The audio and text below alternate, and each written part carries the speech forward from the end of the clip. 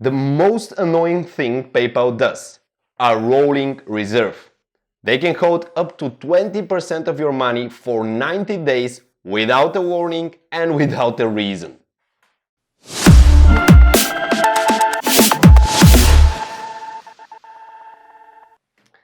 Hi dropshippers! My last video was dedicated to dropshipping newbies. That's why now I want to reveal some secrets that concern much more advanced sellers. Today, I will explain a problem that affects many of us regularly: PayPal's rolling reserves. It's one of the most annoying things PayPal does to protect themselves. With a rolling reserve, PayPal holds 10 to 20% of your money for up to 90 days, and you can't take it out. For example, I got a 20% rolling reserve 6 months ago. I tried to appeal recently because that is the earliest you can try to get rid of it. I got denied.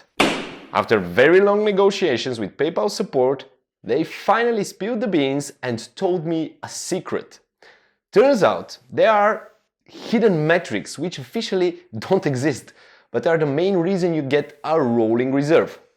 I was extremely angry since it took me so much effort to understand the exact reason why tens of thousands of dollars are on hold for 6 months. Yeah, most of us know PayPal is not an angel, but being so sneaky was completely unexpected. Watch till the end, where I'm going to show you what PayPal cares about and explain how to protect your money. Also, don't forget to hit the subscribe button. It motivates me to make my channel better and it helps you get better at dropshipping. So go ahead, I'll wait. So, first of all, what's a reserve?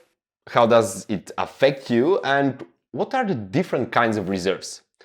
There are like 3 main types of reserves: a rolling reserve, which I already mentioned, a minimum reserve, and a jumpstart reserve.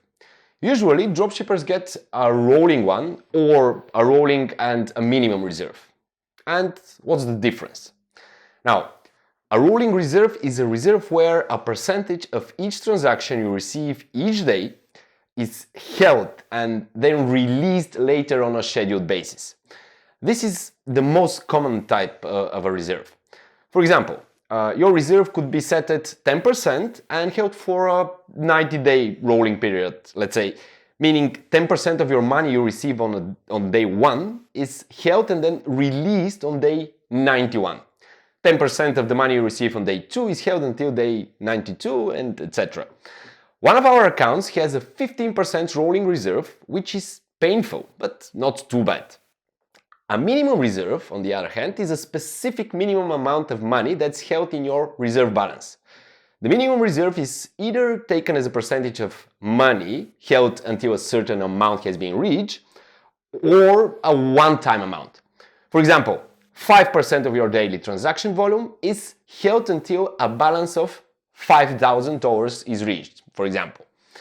And now, the third type, a jumpstart reserve, is when funds are held from your available balance immediately.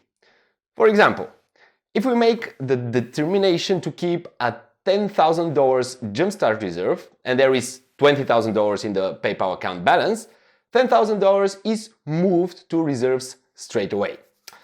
Great, that was the definition of the reserves. But why does PayPal apply reserves at all? The simple answer is safety. PayPal does not want to be responsible for eventual disputes, chargebacks and cases. They want to be sure that in case of a problem, they can deduct your money and return the money to the unsatisfied customer and not theirs, of course. This would have been fine if only the reserves were not so huge and not held for so long. They can destroy your business even though the money is yours, and PayPal makes a lot of money because of us, right? The time for releasing your money varies depending on the type of reserve you get. And now, let's get to the main story, my story. So, I got a 6-month rolling reserve. After the time has passed, 6 months, I tried to appeal it numerous times, but unsuccessfully. The most annoying thing was that nobody told me why I got the reserve. Finally, I managed to get to the manager of the support and Finally, I got the answer. This email I received contained the information I was searching for months. The information PayPal is hiding from us. And now, listen carefully. Basically, PayPal uses metrics to decide if you get slammed with the reserve or not. And this email showed me what those metrics are. This information exists nowhere on the PayPal website and they never tell you about it. And now the two metrics. They're called complaint rate and refund rate, okay? The complaint rate measures the number of opened cases, and this is important, independent on the outcome of the case divided by the total number of sales. The ideal complaint rate is just 2%, and in order for an account to be in good standing, the number should not exceed 3%. That's ridiculous, you know? The measured period is unknown, but we guess, me and my team, that it's around 90 days. The refund rate measures the number of issued refunds divided again by the total number of sales. And PayPal said that the goal is to have a 5% refund rate or lower. Again, the time period is most probably 90 days. Actually, those are the most important metrics that determine whether you get a reserve or not. And that's nowhere to be found, okay? If we haven't been persistent and asking many questions through a lot of emails, we would have still been puzzled why we got such a big reserve, like 15% for 6 months. PayPal told me to make the best in order to reduce complaints and in order to fix the complaint rate, and eventually, only after it is fixed, they would leave the reserve. And concerning the refund rate, their tips included, you can see it on the email, accurately describing merchandise sold, services provided, ensuring items are in stock and ready for delivery, haha dropshippers, and providing a good customer support system, blah blah. Complete nonsense as usual. Now, everything would have been fine if PayPal was cooperative, and that's our dream. But they behave like a typical corporation, right? Instead of assisting you and giving you the right advice on time, because they profit through you and not vice versa, they restrict your account and apply reserves without even honestly telling you why. Tell me something more cruel.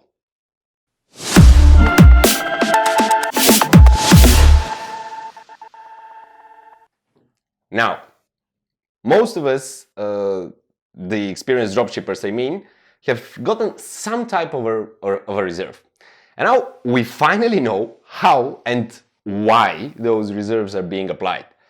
This doesn't solve all the problems, of course, but definitely draws the focus to what we should be extremely careful of and how to prevent huge, long-lasting reserves from ruining our successful businesses. So, be careful with refunds and complaints. Be cooperative and highly responsive when cases are opened. And now, perhaps the best advice. Check the status of those metrics every week. Because if you're not cautious for just a few minutes a week, you would be troubled for months with a lot of your money being on hold. So this information is nowhere to be found, and we are giving it for free, right? Support my work and channel by subscribing and liking the videos, and also try out Trackerbot, the easiest automated tool we developed to track orders and reduce complaints and cases, right? Also, ask questions in the comments. This is the best way and the easiest way for me to know what video you need. After all, my goal is to help you solve your dropshipping problems and be super profitable.